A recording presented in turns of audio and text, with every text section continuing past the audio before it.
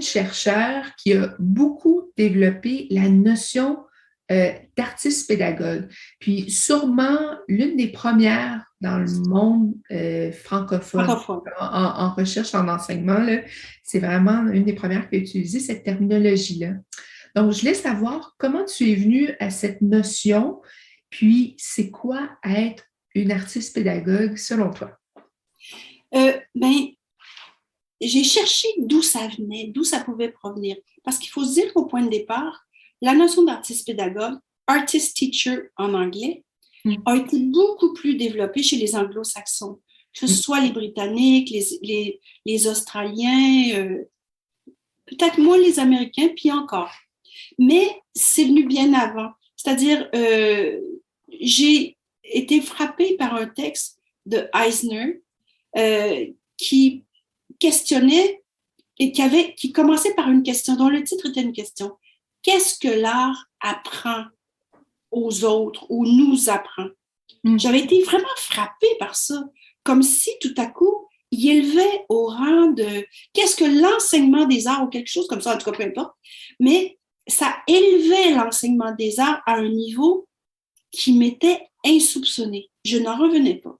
Au même moment, j'ai découvert du oui que j'aime vraiment beaucoup parce qu'il a écrit des textes fondateurs sur l'expérience artistique et qui, à un moment donné, disait enseigner, c'est un art, au fond. Bon, c'était assez radical, mais je voyais à travers ça, tout à coup, une nouvelle avenue, un rehaussement du statut de l'enseignement artistique comme je ne l'avais jamais vu avant. Pourtant, du oui, c'est il y a longtemps. Puis, c'est vraiment celui qui a mis de l'avant tout le rapport apprendre en faisant, apprendre dans l'action. Donc, ça me donnait des assises, j'allais dire, intellectuelles, philosophiques à mon travail et ça le valorisait d'un autre lieu que celui de la pédagogie artistique ou drama education ou des choses comme ça. Mm. Fait que là, j'ai vraiment été hyper interpellée. J'ai utilisé l'appellation dans des textes ou des choses comme ça, mais au fil du temps, je me suis dit que, ouais, c'est bien beau, on peut pas que dire le terme, on peut pas juste l'utiliser, on doit agir en classe pour pouvoir faire en sorte de former des artistes pédagogues. Et comment fait-on? Ça fait encore partie de mes grandes préoccupations, d'un sujet privilégié dans ma vie. Puis je me rappelle avec mes collègues du bac en enseignement des arts plastiques, on avait mis de l'avant la terminologie d'artiste pédagogue dans la description du programme. Et ça, je trouve ça extraordinaire qu'on ait pu le faire. Pour les besoins de ma vie de formatrice d'artiste pédagogue dans le domaine de l'art dramatique, et ça peut s'adapter à tous les champs artistiques, j'ai essayé de décliner à partir de plusieurs textes que j'ai lus et que j'ai écrits aussi, ce que c'était, comment ça pouvait se définir un artiste pédagogue. Et j'ai trouvé que ça se définissait en 7 points. Je vais vous les raconter. Donc, Thornton a dit que ça se déclinait, ça gravitait autour de 3 mondes. Le monde des arts, le monde de l'éducation et le monde des arts de création, éducation. Donc, c'est comme ça. Moi, je me disais que c'est aussi quelqu'un qui est capable, à travers ces 3 mondes-là, ces 3 univers, de tisser des liens entre eux, d'être capable d'aller puiser dans sa création ou dans ce qu'on a fait en art pour accompagner les jeunes en classe, au primaire ou au secondaire. C'est quelqu'un qui tente de trouver sa voie à travers ça. C'est-à-dire partir de sa propre culture, partir de ses goûts, de ses loisirs, de ses réalisations artistiques de ses hobbies ou peu importe, pour les mettre de l'avant, pour puiser là-dedans, parce que ça fait de lui quelqu'un de singulier. C'est quelqu'un qui est capable de penser à côté. C'est Einstein qui a dit ça, c'est-à-dire que c'est quelqu'un qui est capable d'associer des choses qui apparemment n'ont aucun lien ou ça permet d'avoir des audaces. Pourquoi je n'utiliserais pas ça avec ça? Et dans ce sens-là, c'est quelqu'un qui est capable de bricoler. Comme Lévi-Strauss en parlait, c'est quelqu'un qui est capable d'organiser des choses à partir de bouts de ficelle ou qui reste curieux, ouvert, capable de supporter un certain déséquilibre. Finalement, c'est toute la question de la personnalité créative telle que Guilford l'a développée. Puis ça, c'est tellement chouette de voir qu'on peut développer une personnalité créative en classe dans nos ateliers qui est comme une formation presque en parallèle, hein, qui est comme le fond qu'on peut mettre de l'avant, qu'on peut développer en classe, au-delà de la discipline artistique, au-delà du contenu théorique, pédagogique, didactique, peu importe. Donc, ça devient quelque chose d'intéressant. Un artiste pédagogue, c'est quelqu'un qui a une pratique réflexive continue. C'est quelqu'un qui apprend tout le temps de son expérience, qui est capable de faire un retour sur celle-ci. Sean en a parlé beaucoup, mais tous les chercheurs qui ont parlé sur la pratique réflexive l'ont fait d'un point de vue ethnographique, auto-ethnographique. Ça devient quelque chose d'essentiel. Et d'y revenir, relire ce qu'on a fait, parce qu'on apprend en faisant, en animant, en enseignant. C'est quelqu'un aussi qui est à l'affût des créations artistiques actuelles. Actuelles, c'est important. Ça peut être les créations qui sont anciennes, mais qui ont un souci d'actualité. Aux étudiants auxquels j'enseignais en formation initiale, je dis toujours, mettez à votre agenda la visite des expos à Méduse, à la Chambre Blanche, au lieu, à vue, peu importe où, mettez-le à votre agenda, c'est ça. Et aller au théâtre, bien sûr, je les obligeais. Mais en même temps, ils découvraient des choses, ils pouvaient avoir comme un émoi. Enfin, et c'est là le point sur lequel je suis extrêmement préoccupée actuellement, c'est quelqu'un qui a une pratique artistique inusitée. C'est-à-dire par opposition à avoir une pratique. Parce que si on dit qu'il y a trois mondes, l'art, l'éducation, hors-éducation, mais quand tu enseignes à de très nombreux groupes, quand tu enseignes au secondaire, l'art drame, il y a tellement de monde. Tu fais des spectacles, tu fais des mises en scène, t'arrêtes jamais.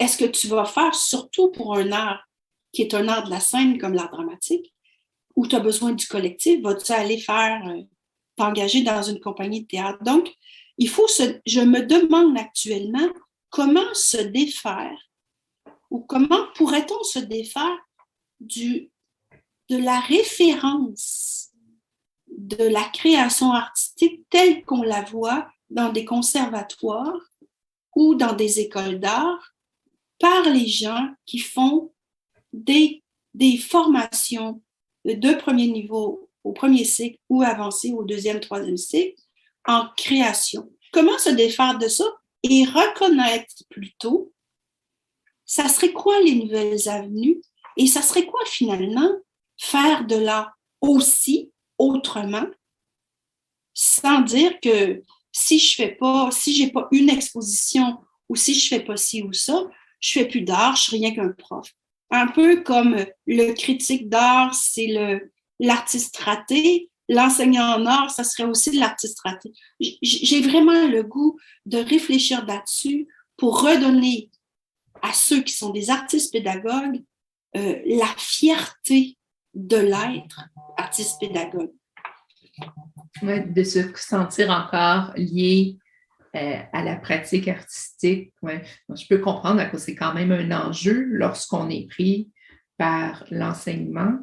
Puis, de surcroît, lorsqu'on est artiste pédagogue en art dramatique, les enjeux du ton propre au collectif, le terrain de création n'est pas le même que quelqu'un comme moi qui est dans les arts visuels, puis c'est l'atelier, puis c'est quelque chose qui peut se faire vraiment tout seul, hein, c'est ça. Je trouve que c'est des considérations vraiment intéressantes et pertinentes à cause que c'est vrai que dès qu'un artiste pédagogue est pris par les réalités de l'enseignement, c'est pas nécessairement évident de garder une pratique artistique très active. C'est souvent, puis moi je le dis, même pour moi, je trouve que ma pratique artistique, souvent, elle est homéopathique. Mais d'une part, il y a une facilité pour moi parce que c'est les arts visuels, c'est l'atelier, c'est une pratique en solitaire. Je peux comprendre pour des gens qui évoluent en art dramatique que les enjeux sont différents parce qu'on est dans un terrain qui appelle le collectif, donc la création en art dramatique, en théâtre pour un artiste pédagogue qui est pleinement impliqué dans l'enseignement, de la maintenir, cette création personnelle-là, vivante, n'est pas nécessairement évidente. Ça, les arts de la scène, c'est difficile de faire quelque chose tout seul. Cela dit, c'est tellement important de questionner c'est quoi faire de l'art. Est-ce qu'il y a une seule façon? Est-ce que juste la façon des conservatoires, on forme des comédiens, des metteurs en scène, des dramaturges, ou dans une école d'art, on forme des artistes en art visuel qui doivent exposer, qui doivent faire ça.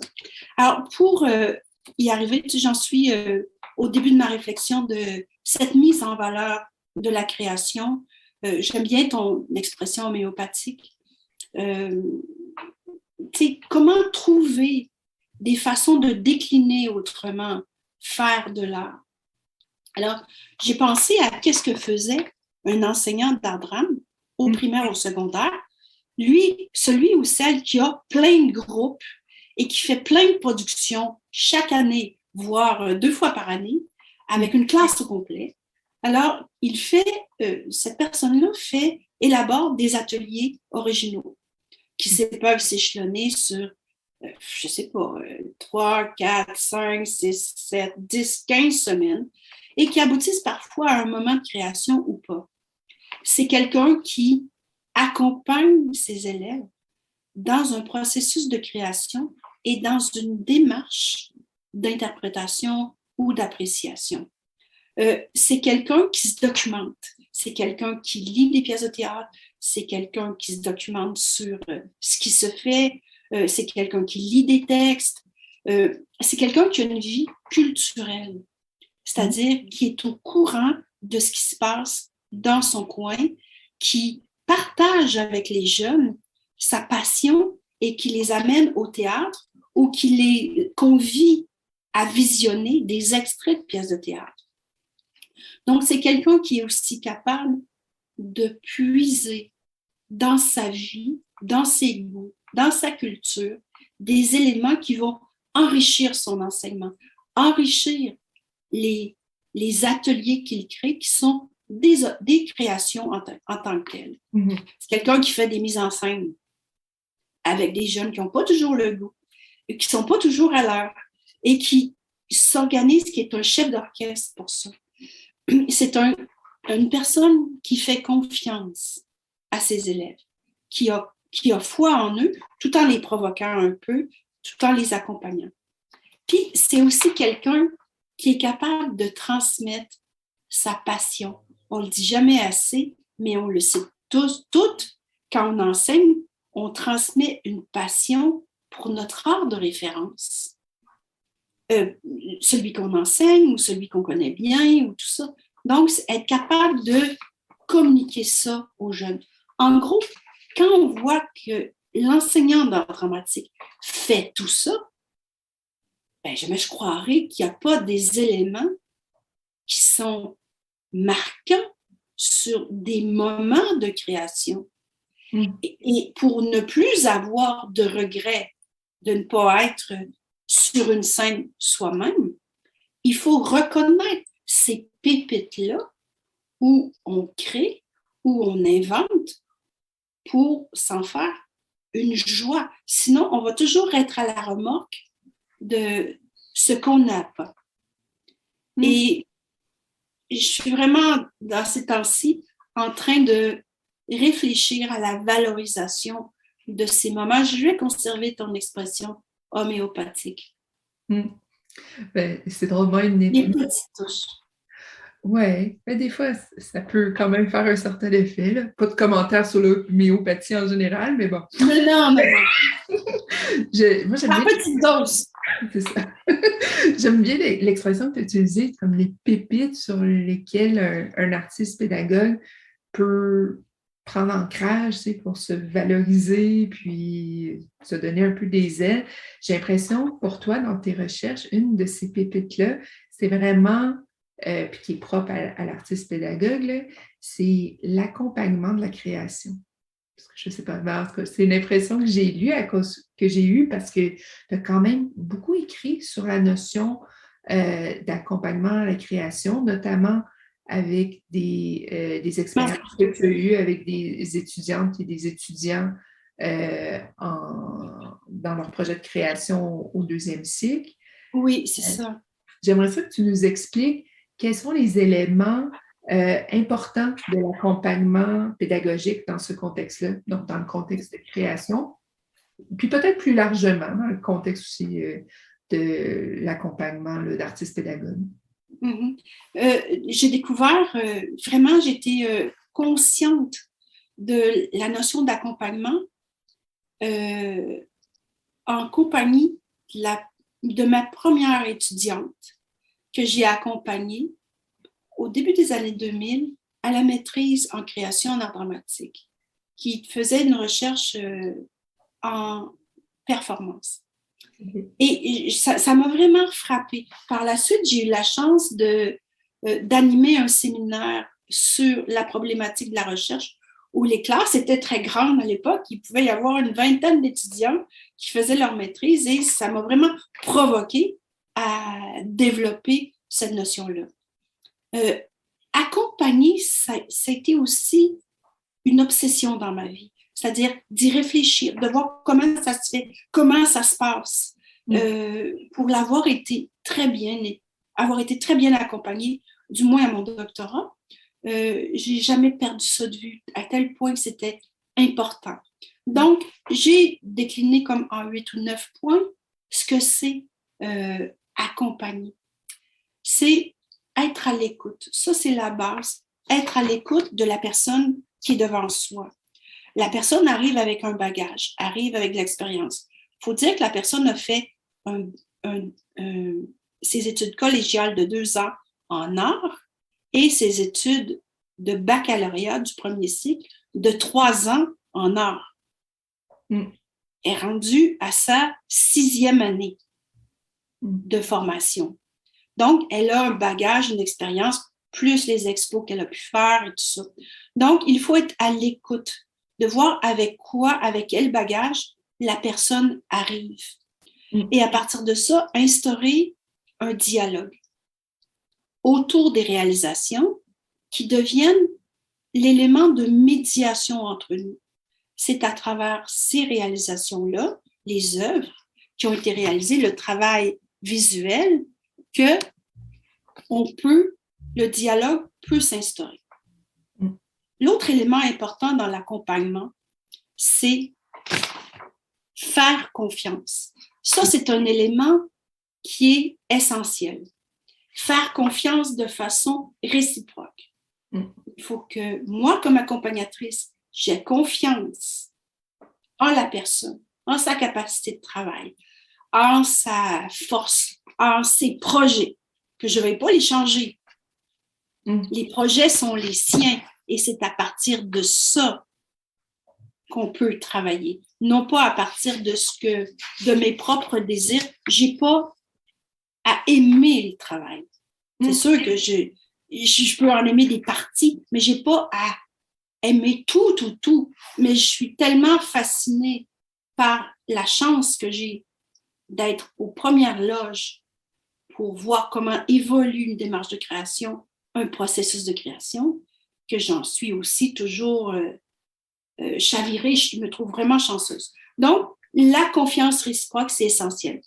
Parce que si la confiance n'est pas là, il n'y aura jamais rien qui va avoir lieu. Donc, après ça, c'est prendre des risques et les partager. Il ne s'agit pas juste de provoquer l'étudiant pour l'amener à aller plus loin et tout ça. Il faut aussi que moi, comme accompagnatrice, je prenne des risques. C'est-à-dire que si j'avance quelque chose, mettons, dire, pourquoi on pourrait... tu pourrais aller vers là, peut-être que j'ai entendu une petite voix, une petite hésitation, tout ça. Donc, je suis capable de dire que si je fais le pari que la personne peut aller là, le risque que j'ai, c'est de l'avoir dit et d'accepter que je vais accompagner cette personne-là pour pas que elle s'engage, par exemple, dans un projet plus grand qu'un deuxième cycle, qu'elle en fasse une thèse de doctorat ou un postdoc. Il faut aussi être vigilant. Donc, il y a quelque chose de la sérendipité dans ce moment-là. Essayez de prendre la balle au bon. Essayez d'entendre l'hésitation ou de voir une personne qui arrive avec un projet qui supposément a l'air banal, mais que tout est là, au fond. Et puis, c'est aussi cultiver la présence. La présence à soi, à l'autre, puis être capable de se prêter au projet de l'étudiant pendant les 2 ans à peu près, c'est une moyenne, qui nous sont donnés pour réaliser un projet de deuxième cycle. Donc, être capable pendant ce temps-là, de trouver, de chercher ensemble et puis de dire oui au travail, de dire oui au processus. Même si aussi, la job d'accompagnateur, c'est aussi de provoquer. Pas provoquer trop, mais être capable de provoquer, mais de rassurer et tout ça.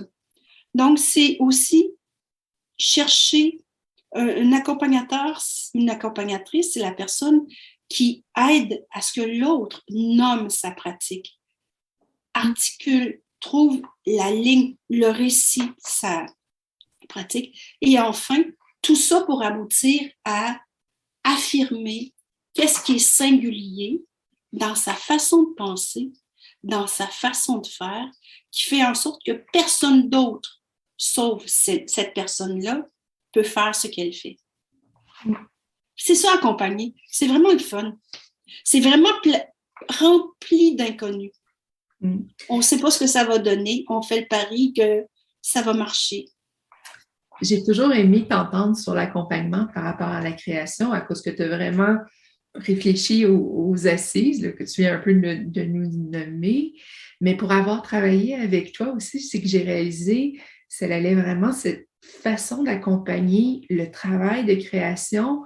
Tu appliques un peu le même type d'accompagnement dans un travail de recherche, de rédaction. Donc, ce même suivi-là, ce rapport-là de présence, aussi le risque, hein, le partage du risque de se lancer, même au niveau méthodologique et tout ça. Donc, puis j'ai l'impression que des gens qui seraient d'autres disciplines, qui nous écouteraient, puis il y en a sûrement, ben, qui pourraient dire que ça se prête complètement à l'accompagnement dans tel domaine aussi. Là. Donc, ben, oui, en t'entendant, moi, j'adore voir comment c'est tellement palpable dans les termes que tu utilises, que tu viens de la création. Ça teinte tellement ton idée de l'accompagnement pédagogique.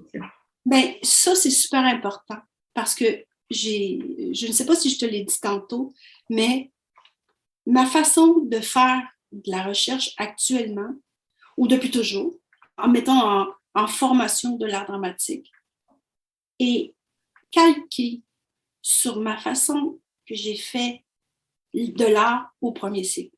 C'est calqué, c'est pareil. En fait, tout ça pour dire que nos formations initiales aussi naïve soit-elle, aussi ingénue soit-elle, sont vraiment marquantes. Parfait, oui. Merci. On arrive à la fin de notre entretien. Puis, je sais que maintenant, depuis 3 ans, tu es professeur associé à l'École d'art de l'Université Laval. Donc, d'abord, je voulais savoir, première question, c'est quoi être professeur associé? Puis, je voulais que tu nous parles un peu de tes projets, tes sujets de recherche actuels. Qu'est-ce qui t'anime là, comme chercheur en ce moment? Être professeur associé à l'Université Laval, c'est être professeur, entre autres, parce qu'il y a différents niveaux, c'est être professeur retraité et avoir des projets. Okay. Avoir des projets de recherche, des directions, des accompagnements d'étudiants de 2e, 3e cycle.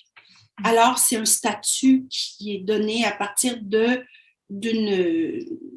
projet qu'on réalise. Et c'est comme ça que je suis professeur associé, parce que j'ai des projets et que j'avais encore des étudiants il y a quelques années dont toi, qui finissaient ses études doctorales avec brio, rappelons-le. Mes projets actuels, j'ai la chance de participer, de prendre part à un groupe de recherche depuis 2015 qui s'appelle le groupe de recherche en enseignement du théâtre à l'UQAM, où je fais partie du comité de direction. Depuis, on organise des colloques, on fait des publications et tout ça, mais depuis ma sortie, oui, c'est à peu près ça, depuis peut-être 4 ans, on a mis sur pied, ma collègue Carole Marceau et moi, un projet de recherche qui portait sur des trajectoires de professeurs ou d'enseignants ou d'artistes ou pédagogues dont on trouvait que c'était exemplaire. On voulait, l'objectif du projet de recherche, c'était de se détacher de nous-mêmes un peu pour voir qu'est-ce que les autres pouvaient faire. Et ce projet-là s'est allé à la fois au Brésil, avec des collègues du Brésil et des collègues du Québec. Et dans mon cas, j'ai eu la chance d'être en classe, encore une fois, comme ethnographe. J'ai observé une enseignante, Diane Villeneuve, à Jésus-Marie, pendant son enseignement en art dramatique auprès d'adolescents. Et j'en ai brossé le portrait, comme il y en a eu différents portraits. Et ça a permis d'avoir à la fois un symposium qui a été réalisé à l'Université Laval il y a 2 ans et demi, puis de voir des colloques, et ça aboutit à une publication pour les résultats de la recherche. Donc, ça a été très prenant et fantastique. Dernièrement, l'automne dernier, nous avons organisé avec notre groupe de recherche un colloque international, et j'ai mis sur pied avec 2 autres collègues une journée d'études qui a été fantastique, qui nous a permis de regrouper des gens de partout et d'avoir des équipes qui réfléchissaient sur des questions, et ça a donné des résultats hors du commun. Donc, parce que c'était à distance, évidemment. Donc, autre chose aussi, je continue à diriger la collection FREA, Formation Recherche en éducation artistique, avec 3 autres collègues de chacune des disciplines artistiques aux presses de l'Université Laval, où j'ai co-dirigé 3 ouvrages. Et là, on est rendu à 8 ouvrages au complet. Et j'ose espérer qu'un projet sur l'enseignement de l'art dramatique prendra forme dans les années à venir. Donc, ce sont les projets qui m'animent. Et toujours la question qui est la plus d'actualité, c'est celle de l'artiste pédagogue et de ses créations. Repenser les créations d'artistes pédagogues. Ça va être mon dada pour quelques années encore. OK. Bon, ben, tu vas continuer d'être bien occupée, c'est bien. Pour conclure, ben, tu nous l'as peut-être un peu dit là, tout à l'heure, mais j'aimerais ça t'entendre un peu pour peut-être pour les jeunes chercheurs, les artistes pédagogues qui nous écoutent, qui nous regardent. Qu'est-ce qui est important, selon toi, de garder vivant lorsqu'on se lance en art, en enseignement des arts ou en recherche dans le domaine des arts? Quel conseil tu peux donner si on te sollicite? Là? Ouais. Euh, c'est de se faire confiance. C'est bête, mais c'est comme ça. Mais c'est aussi de voir ce qu'on a fait, d'examiner, d'étudier ce qu'on a fait avant. Qu'est-ce qu'on a fait quand on était au cégep? Qu'est-ce qu'on a fait quand on était à l'université? Qu'est-ce qu'on a fait quand on était pour nos loisirs? Qu'est-ce qui fait qu'on pourrait arrimer une passion du loisir à notre art? Je me rappelle d'avoir eu une étudiante à un moment donné à la maîtrise en art visuel. Elle me parlait comme ça, puis elle me disait « Ah, moi, je marche tout le temps, j'aime ça marcher. » Ben, crois-le ou non, dans son travail, on a introduit, j'ai pris la balle au bon, et dans son travail, on a introduit la notion de la marche dans son œuvre parce que c'était inhérent à cette personne-là. Donc, ça, c'est important. Mais aussi apprendre à voir ce qu'on fait, pas à désirer ce qu'on fait. Je crois que c'est l'affaire la plus difficile pour les chercheurs émergents. On a une idée de ce qu'on se fait de l'art, on aime tel artiste ou tel autre, mais finalement, il n'y a pas de cohésion entre qu'est-ce qu'on dit, parce qu'on dit l'autre, on ne dit pas soi, et qu'est-ce qu'on montre. Donc, tranquillement, apprendre à reconnaître, apprendre à voir qu'est-ce qu'on fait, puis le dire simplement. C'est désenchantant peut-être au début de dire « Ah oui, ce n'est que ça », mais au moins, c'est ça.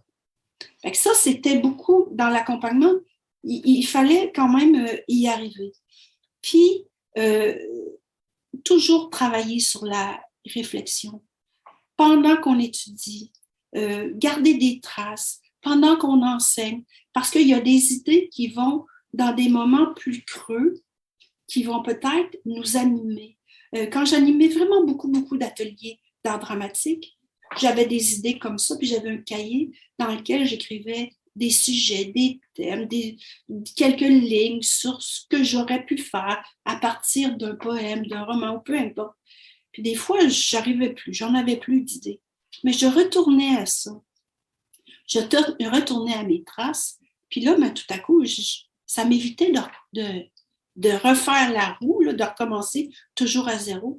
Donc, c'est ça que je leur proposerais. Et puis, d'être fier de ce qu'on fait et de trouver les pépites de création. Les trouver, les chercher et les reconnaître sans vouloir être un autre, mais être soi aussi. Ben, c'est ça que je leur dirais. Puis, c'est vraiment plaisant dans la vie, enseigner un art à des jeunes adultes. On apprend beaucoup comme formatrice ou comme enseignant. Fait que on continue à travailler à la fois sur soi, mais toute sa vie. Ça conclut bien notre entretien. Merci tellement, Francine, C'est de moi qui te t'être remercie. prêtée au jeu. Ça a été vraiment très agréable d'échanger avec toi, de t'entendre. Ça a été très généreux, tout ce que tu nous as apporté. Donc, ça permet de faire le tour de son jardin.